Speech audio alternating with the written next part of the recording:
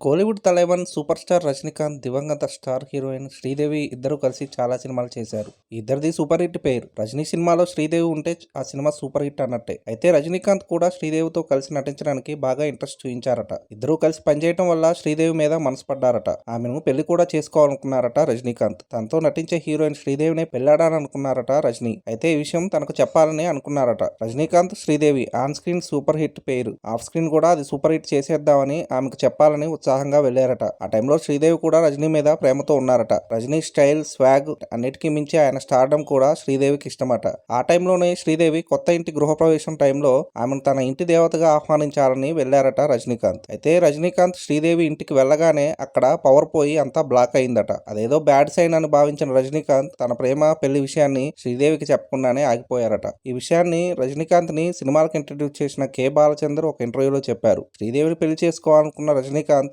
ఆమె ఇంటికి వెళ్ళగానే వచ్చిన బ్యాడ్ సైన్ వల్ల వెనక్కి తగ్గారట. ఇక ఎప్పుడూ ఆమెతో అలాంటి ప్రస్తావన తీసుకురాలేదట. అయితే ఆ తర్వాత రజనీకాంత్ లతాని పెళ్లాడారు. రజనీ లతలకు సౌందర్య, ఐశ్వర్య అనే ఇద్దరు కూతుళ్లు ఉన్నారు. త్వరలో సూపర్ స్టార్ రజనీకాంత్ కూలీ సినిమాతో వస్తున్నారు. లోకేష్ కనకరాజ్ డైరెక్ట్ చేసిన ఆ సినిమాలో మన కింగ్ నాగార్జున విలన్ గా చేస్తున్నారు. ఆగస్టు 14న ఆ సినిమా రిలీజ్ అవుతుంది. అదండి సంగతి. ఇలాంటి ఇంట్రెస్టింగ్ విషయాలు మరెన్నో తెలుసుకోవడానికి మా ఛానల్ని సబ్స్క్రైబ్ చేసుకోండి.